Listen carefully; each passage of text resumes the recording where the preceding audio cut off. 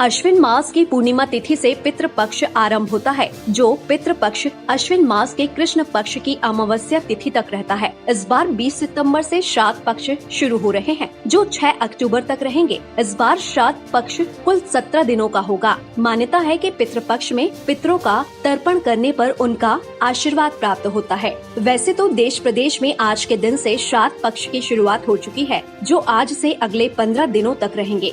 इन 15 दिनों तक लोगों द्वारा विभिन्न घाटों पर पहुंचकर पितरों की मोक्ष की कामना के लिए तर्पण व पिंडदान किए जाएंगे। आज से शुरू हुए श्राद्ध पक्ष में लोग अपने पूर्वजों की आत्मा की शांति के लिए तर्पण व पिंडदान कर रहे हैं। कहा जाता है कि इन 15 दिनों में ये कर्म करने से पूर्वजों को मोक्ष की प्राप्ति होती है। जिस तरह तर्पण और पिंडदान को पूर्वजों के मोक्ष के लिए महत्वपूर्ण माना गया है, उसी तरह शास्त्रों की मान्यता है कि क्षिप्रा नदी के तट के किनारे स्थित सिद्धवट महादेव को श्राद्ध पक्ष के दौरान दूध अर्पण करने से अपने पूर्वजों व पितरों को मोक्ष मिलता है और उन्हीं के आशीर्वाद से घर संसार में शांति बनी रहती है। बिहार के गया कोटा और नासिक की तरह ही उज्जैन के अंकपात स्थित सप्तऋषि महादेव गया कोटा तीर्थ पर श्रद्धालु कतारबद्ध अपने नंबर का इंतजार कर दूध चढ़ा रहे हैं और वहीं सिद्धवट पर तर्पण व पिंडदान को महत्व मिलता है।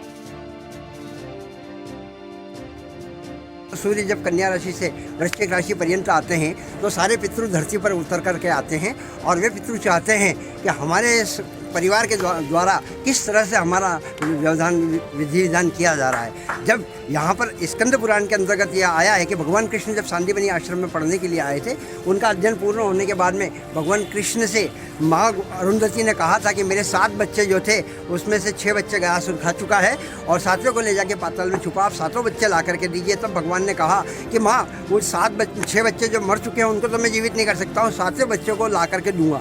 भगवान पाताल लोग जाते हैं, वहाँ उनका हनन करते हैं गयासुर का और 7वां बच्चा माँ के ला कर देते हैं। तब माँ सांदीपनि ऋषि कहते हैं कि प्रभु मेरे बच्चों का मोक्ष का यहाँ पर स्थान बनाइए। तो ये गया स्थान जो बना हुआ है, तो गुप्त रूप से भगवान कृष्ण ने यहाँ पे फल्गु को प्रकट किया और एक एक तिथि का एक एक चरण, यहाँ पर 16 चरण बने हुए अंदर, उन 16 चरणों के ऊपर हम एक साथ पूजन करते हैं और एक एक तिथि का एक एक चरण विशेष महत्व रखता है। धर्म अनुसार हमारे हाल में, रोजगार में, व्यापार में, व्यवसाय में, धन दौलत, घर परिवार और वंश में पितृ प्रसन्न होकर के आशीष देते हैं और सबका कल्याण होता है। हरिओम नमः शिवाय। आज 15 सामाजिक बंधुओं का प्रतिनिधि मंडल गया कोटा उज्जैन अवंतिका की नगरी मोक्षदायिनी माँ शिप्रा के तट पर ये प्रतिनिधि मंडल आया हुआ है।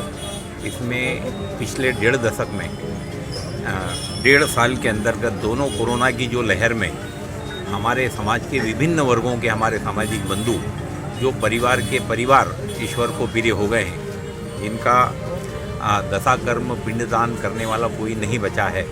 तो अखिल भारतीय जायसवाल सर्ववर्गीय महासभा के प्रतिनिधि मंडल ने यह निर्णय लिया कि हम हमारे जाति के सभी वर्गों के बंधुओं के लिए, जिनका कोई भी यहाँ वारिस नहीं बचा है, उन लोगों का दशा कर्म पिंडदान करने के लिए यहाँ हम लोग इकट्ठा हुए हैं और आकाश जी महाराज के नेतृत्व में हम यह क्रिया संपादित कर रहे हैं और हम यह करने के प्रति हमारा कर्तव्य बोध हमें है कि हमारे सामाजिक बंधु नहीं रहे हैं, उसका निर्वाह करने हम सब लोग यहाँ आए हुए हैं। टाइम 8 के लिए मध्य प्रदेश के उज्जैन से विजेंद्र यादव की रिपोर्ट।